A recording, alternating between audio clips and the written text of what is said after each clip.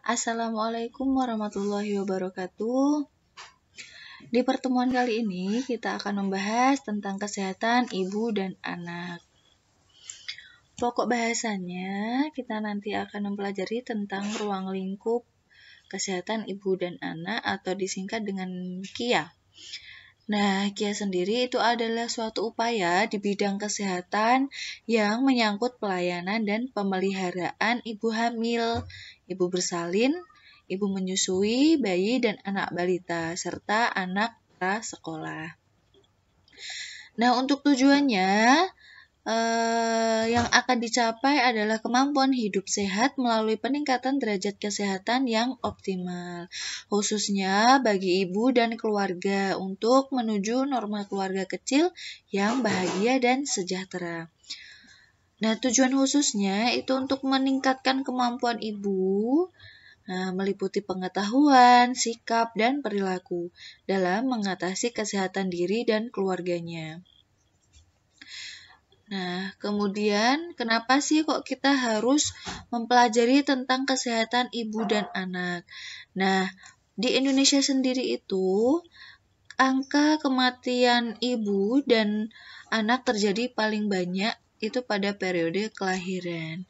Jadi kita juga harus mempelajari tentang bagaimana ibu hamil, kemudian ibu melahirkan, serta ibu nifas, anak-anak bayi, serta anak-anak balita. Ya. Nah, di sini ada beberapa resiko yang paling sering terjadi. Ini adalah pada gambar merah. Grafik merah itu kan terjadi angka kematiannya itu yang paling banyak. Nah, ini pada stase di mana ibu melahirkan. Berbeda dengan ibu pre-pregnancy atau sebelum hamil, kemudian pas waktu hamil itu masih ada di bawahnya. Jadi resiko-resiko itu masih ada di bawah daripada ibu yang melahirkan, ya.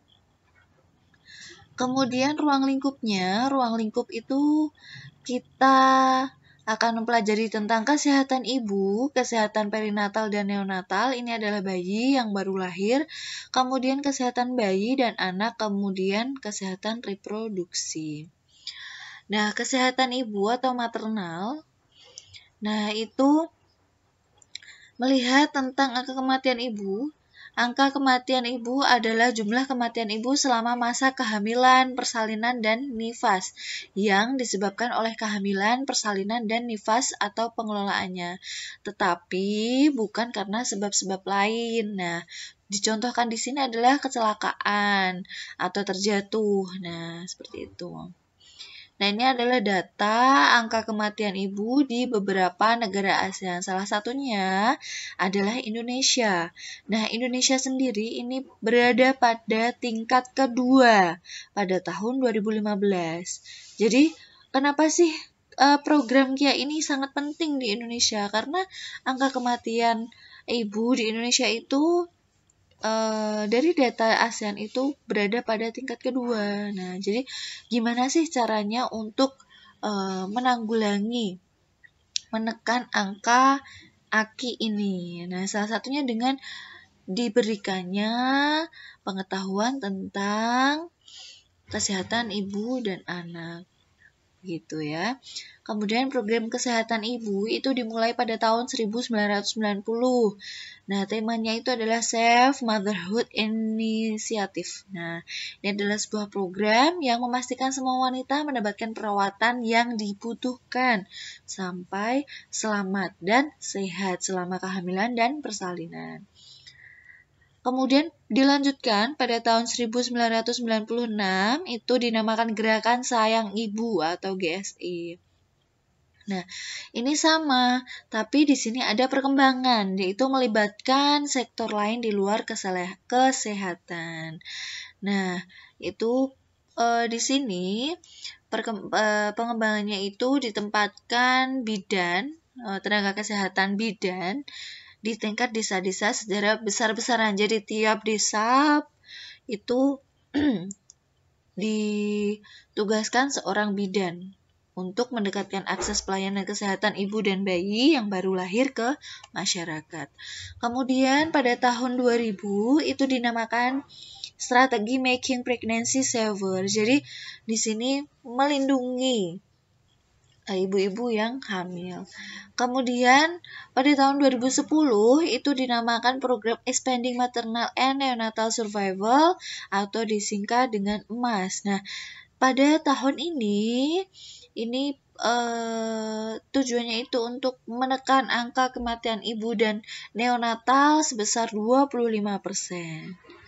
Nah, karena di Sumatera Utara, Banten, Jawa Barat, Jawa Tengah, Jawa Timur, dan Sulawesi itu masih ada 52,6% kematian, ya. Nah, program EMAS ini tujuannya untuk meningkatkan kualitas pelayanan emergensi obstetri dan bayi baru lahir. Nah, kemudian pelayanan kesehatan ibu hamil itu diberikan kepada ibu hamil yang dilakukan oleh tenaga kesehatan di fasilitas pelayanan kesehatan.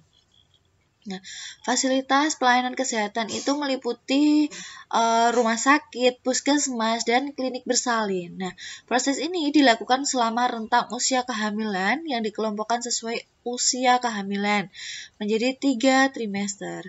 Yang trimester pertama pemeriksaannya itu sebulan sekali ya.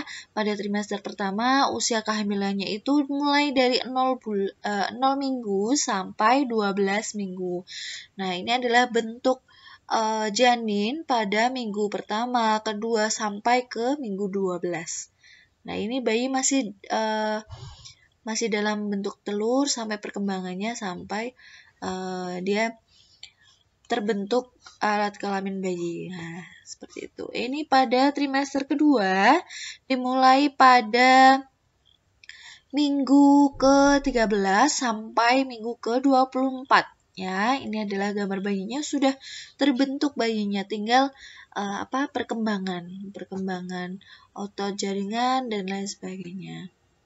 Kemudian ini pada trimester ketiga untuk pemeriksaannya itu dilakukan 2 minggu sekali. Jadi dalam 1 bulan ada 2 kali pemeriksaan pada ibu hamil ya.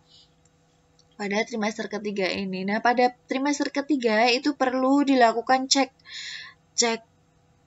darah, cek gula darah dan lain sebagainya ya. Terutama cek HB untuk persiapan persalinan. Kemudian elemen pelayanannya itu meliputi penimbangan berat badan dan pengukuran tinggi badan, kemudian pengukuran tekanan darah, pengukuran lila atau lingkar lengan atas, kemudian pengukuran tinggi puncak rahim atau fundus uteri, kemudian penentuan status imunisasi tetanus dan pemberian imunisasi tetanus toksoid sesuai status imunisasi. Nah, jadi nanti ibu hamil dilihat imunisasinya sampai mana, sampai tahap apa, kemudian dilanjutkan. Kemudian pemberian tablet tambah darah minimal 90 tablet selama kehamilan ya. Kemudian penentuan presentasi janin dan denyut jantung atau DJJ.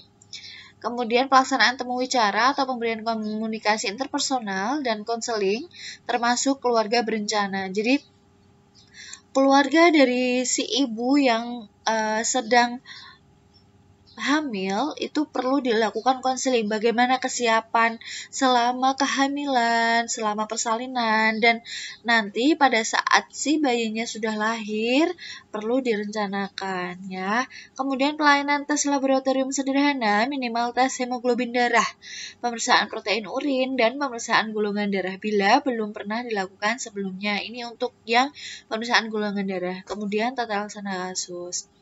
Kemudian ini adalah zat besi tadi ya, untuk vitamin ibu hamil perlu diberikan vitamin zat besi atau Fe3. Nah, kenapa sih zat besi perlu diberikan? Karena zat besi ini merupakan mineral yang dibutuhkan tubuh untuk membentuk sel darah merah atau hemoglobin. Cukup sekian. Terima kasih atas perhatiannya. Wassalamualaikum warahmatullahi wabarakatuh.